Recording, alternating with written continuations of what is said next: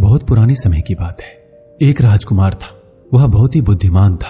उसने गुरु के पास अच्छी शिक्षा ग्रहण की थी और अब वह अपने राज्य का कार्यभार संभालता था।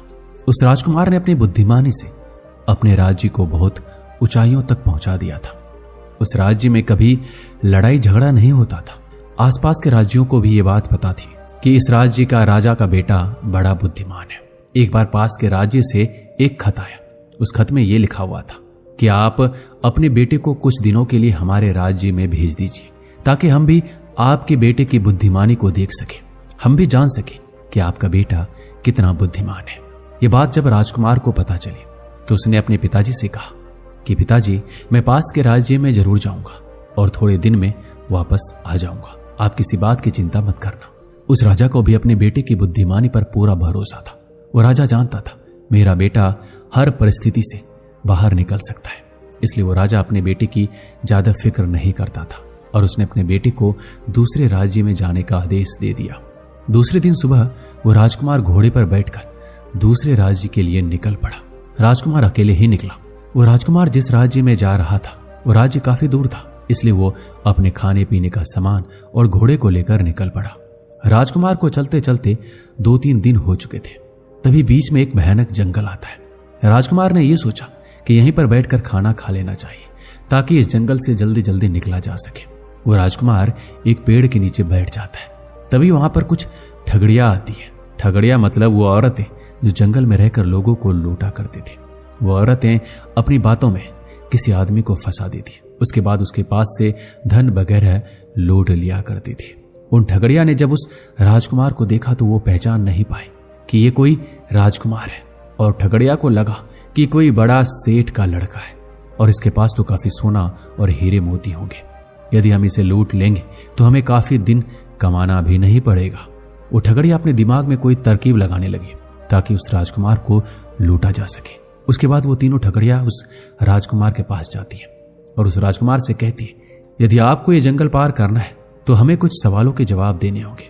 यदि इन सवालों के जवाब नहीं दे पाए तो आपके पास जितना भी सोना और पैसे हैं वो आपको हमें देना होगा। राजकुमार जब उन औरतों को देखता है तो पहचान लेता है कि ये ठगड़िया है और लोगों को ठगने का काम करती है। राजकुमार को यह देखकर बड़ा बुरा लगा कि मेरे राज्य में आने वाले ऐसे लोग भी रहते हैं। राजकुमार को पता था यदि मैं यहां से भागने की कोशिश करूंगा तो ये लोग यहीं रहते हैं और यहाँ का चप्पा चप्पा जानते हैं और मुझे कुछ भी नुकसान पहुंचा सकते हैं, इसलिए यहां पर बुद्धि लगाकर जाना ही उचित रहेगा। उसके बाद वो राजकुमार उन ठगड़िया से कहता है, ठीक है, आप अपने सवाल पूछो, क्या सवाल है आपके? उसके बाद एक ठगड़िया बोलती है, हम आपको कुछ बातें बताएंगे। यदि इन बातों को सुनकर आपने ये कह दिया कि नहीं, ऐसा नहीं हो सकता, यानी कि आपने मना कर दिया, तो हम आपसे सब कुछ लूट लेंगे। हम तीनों औरतें आपको 3 बातें बोलेंगे, आपको ये तीनों बातें माननी होगी। यदि नहीं मानी तो आपसे सब कुछ लूट लिया जाएगा। उसके बाद पहले ठगड़िया ने बड़ी ही विचित्र बात कही। उसने कहा, हमारे जो दादाजी थे वो इतने ताकतवर थे कि एक बार जंगल में जा रहे थे और उनके आगे 2-4 हाथी आ गए। उसके बाद मेरे दादाजी को इतना गुस्सा आया, उन्होंने उन हाथियों को पकड़ा और एक गमछे के अंदर बांधा और बांधकर उन हाथियों को नदी के अंदर फेंक दिया। ये बात सुनने के बाद वो राजकुमार बोला कि हाँ, मैंने भी सुना है, पुराने जमाने में लोग बड़ा ताकतवर हुआ करते थे, उनकी हाइट भी काफी ज्यादा हुआ करती थी, तो ये बात बिल्कुल सत्य है कि ऐसा ही हुआ होगा। अब वो ठगड़िया सोचती है, इसने तो मेरी बात मान ली। उसके बाद दूसरी ठगड़िया आती है और कहती है, मेरे दादाजी ने मुझे एक बात कही थी कि हमने एक बार तिल का पौधा लगाया था। वो तिल का पौधा इतना बड़ा हुआ कि वो आकाश में चला गया और एक दिन एक हाथी आकर उस तिल के पौधे को अपने सूंड से हिलाता है। उसके बाद उस तिल के पौधे से इतने सारे तिल नीचे गिरते हैं कि वो हाथी वहीं पर तिल के नीचे दबकर मर गया। ये बात सुनने के बाद वो राजकुमार बोला, हाँ, ये बात बिल्कुल सही है, क्योंकि पुराने जमाने में जो धान के पौधे होते थे वो बहुत बड़े बड़े लगते थे। हमारे भी घर में एक जीरे का पौधा है, उसका जीरा आकाश में जाकर लगा था। दूसरे ठगरी ने भी सोचा कि इसने तो मेरी भी बात मान ली, इसने तो इस बात से भी मना नहीं किया। तभी वो आखिरी ठगड़िया बोलती है, कोई बात नहीं, अब मैं ऐसा बात बोलूंगी कि मेरी बात को ये मान ही नहीं पाएगा। उसके बाद तीसरी ठगड़िया ने अपनी बात कही। उसने कहा, मेरे जो दादाजी थे वो एक बार नहाने बैठे थे और नहाते नहाते उन्होंने इतना पानी नीचे गिरा दिया कि 10 गांव के अंदर बाढ़ आ चुकी थी। उसके बाद किसी ने मेरे दादाजी से आकर कहा कि अब आप नहाना बंद कर दीजिए, नहीं तो पूरा गांव पानी में बह जाएगा। उसके बाद मेरे दादाजी ने नहाना बंद किया तो उन गांव में बाढ़ आनी बंद हो गई, नहीं तो पूरा गांव बह जाता। यह बात सुनने के बाद राजकुमार ने कहा, हाँ यह बात बिल्कुल सही है। पुराने जमाने में इतने बड़े बड़े लोग हुआ करते थे कि यदि रास्ते में जाते और कोई नदी आ जाती तो सारा नदी का पानी पी लिया करते थे। ऐसी बातें मैंने भी सुन रखी है। अब तो तीनों ठगड़िया निराश हो गई, क्योंकि किसी भी बात का उसने मना नहीं किया। हर बात उन ठगड़िया की उस राजकुमार ने मान ली। उसके बाद उस राजकुमार ने कहा कि आप लोगों ने तो अपनी बात कह दी, अब मैं एक बात कहता हूं। यदि आप लोगों ने मना कर दिया कि नहीं ऐसा नहीं हो सकता, तो तुम्हें यह ठगाई वाला काम छोड़ना होगा और एक इज्जत की जिंदगी जीनी होगी। उसके बाद वो ठगड़िया राजकुमार की बात मान लेती है।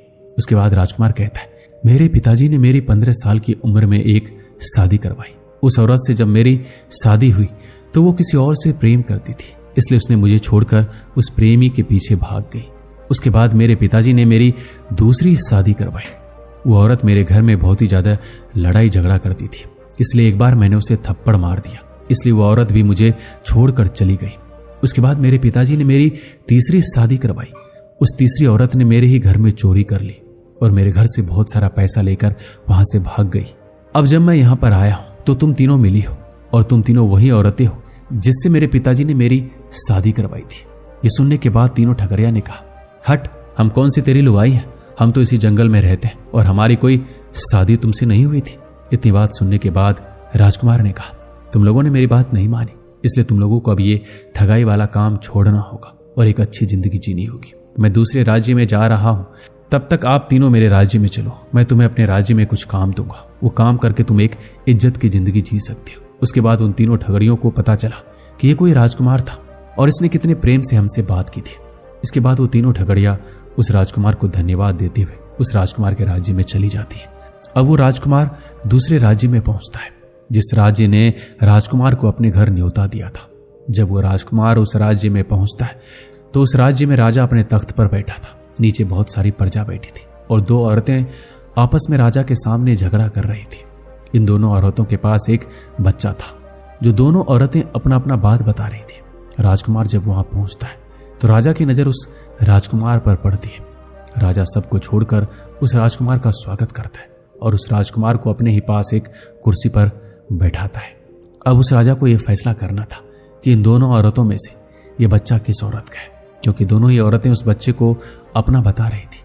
राजा को कुछ भी बात समझ नहीं आ रही थी कि आखिर यह बच्चा किसका है और इस बात का कैसे पता लगाया जाए कि इस बच्चे का असली मां कौन है। इसके बाद राजा को पता चला कि जिस राजकुमार को मैंने बुलाया है ये राजकुमार तो ऐसे फैसले करने में बड़ा माहिर है। उसके बाद राजा ने उस राजकुमार से पूछा कि आप इस मामले में क्या कहना चाहेंगे, आपको क्या लगता है इन दोनों औरतों में से इस बच्चे की असली मां कौन है। उसके बाद वो राजकुमार कहता है, ये बात तो बड़ी सरल है, मैं तो इस फैसले को 1 मिनट में कर दूंगा। उसके बाद राजा आदेश देता है कि आप इस मामले को अब निपटा दीजिए। उसके बाद वो राजकुमार कहता है कि एक तलवार लेकर आओ और उस बच्चे के 2 टुकड़े कर दो और इन दोनों औरतों को एक एक टुकड़ा दे दो।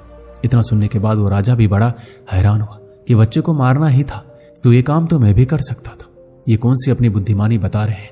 अब जैसे ही वो राजकुमार तलवार लेकर उस बच्चे के टुकड़े करने वाले थे, उन दोनों औरतों में से जो असली मां थी वो जोर से चिल्लाकर बोली, ये मेरा बच्चा नहीं है, इस बच्चे को इस दूसरी औरत को दे दो क्योंकि यह बच्चा उसी का है। राजकुमार समझ चुका था कि यही इस बच्चे की असली मां है, क्योंकि एक मां अपने बेटे को मरता हुआ नहीं देख सकती। इसलिए इस औरत ने ऐसा फैसला लिया कि अपने बेटे को दूसरी मां के पास भेज दे, लेकिन कम से कम वो जिंदा तो रहे। उसके बाद वो राजकुमार उस बच्चे को उस असली मां को सौंप देता है। राजा ने जब यह सब देखा तो बड़ा प्रसन्न हुआ। राजा ने कहा, जो हमने सुना था आप तो उससे भी ज्यादा बुद्धिमान निकले। इसके बाद वो राजा उस राजकुमार के पीठ थपथपाते हुए अपने राज्य में ले गए। दोस्तों, बुद्धिमान लोगों का सबसे बड़ा गुण होता है वो होता है मौन रहना। आपने देखा हो कि जिस आदमी को ज्यादा ज्ञान नहीं होता वो बहुत ही ज्यादा बोलता है, ऐसे दर्शाता है जैसे उसके पास बहुत ही ज्यादा ज्ञान है। लेकिन आप देख लेना, जो व्यक्ति ज्यादा बोलता है वो अज्ञानी होता है, लेकिन जो बुद्धिमान होता है उसको पता है कि कहां पर हमें कितना बोलना है। इसलिए बुद्धिमान लोग जल्दी सफल होते हैं, क्योंकि महात्मा बुद्ध ने कहा है कि जो व्यक्ति ये समझ लेता है कि कहां, कब और कितना बोलना है, उस व्यक्ति को सफल होने से कोई नहीं रोक सकता। और हम भी देखते हैं कि जो बुद्धिमान होते हैं, जो समझदार होते हैं, वो ज्यादा बात नहीं करते, उनके शब्द बहुत ही कीमती होते हैं। इसलिए हमें भी मौन रहकर ऐसे शब्दों का चुनाव करना चाहिए जो शब्द बहुत ही अनमोल हो, अच्छे हो। यदि हम कीमती शब्दों का उपयोग करेंगे तो लोग हमारी वैल्यू करेंगे, लोगों को पता चलेगा कि हम समझदार हैं। और मूर्ख लोगों की तो सबसे बड़ी पहचान यही होती है कि वो बहुत ही ज्यादा बोलते हैं। क्योंकि हमें यदि किसी परिस्थिति से निकलना है, किसी दुख से निकलना है, तो हमें मौन रहकर उस परिस्थिति पर चिंतन करना होगा। और जब हम उस पर चिंतन करेंगे तो उसका समाधान भी मिल जाएगा, उसका निवारण भी मिल जाएगा। क्योंकि दोस्तों, आज का समय बुद्धिमानों का है और इस पर महात्मा बुद्ध ने कहा है कि जो माँ बाप अपने बेटे को पढ़ाते नहीं वो शत्रु के समान है। क्योंकि अनपढ़ बच्चा पढ़े लिखों के बीच ऐसा ही दिखता है जैसे हंसों के बीच बगुला दिखता है। दोस्तों, इस वीडियो में बस इतना ही। मिलते हैं अगले वीडियो में। अपना ख्याल रखिएगा। धन्यवाद।